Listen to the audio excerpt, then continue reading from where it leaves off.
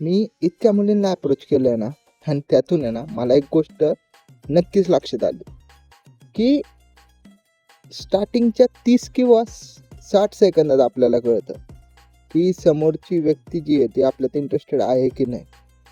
मग त्यावरून आपण ठरवू शकतो, की कन्व्हर्सेशन पुढे न्यायचं आहे, रिस्पेक्टफुली एंड करायचं आहे.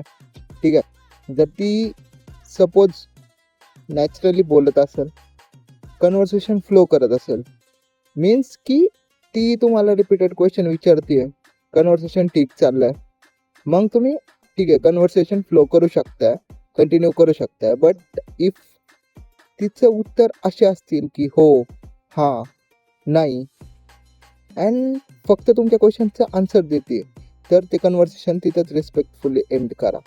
अरे आपल्याला फक्त जाऊन स्टार्ट करायचं असतं रे, बाकीचं काय, बाकीचं सगळं आपोआप होऊन जातं.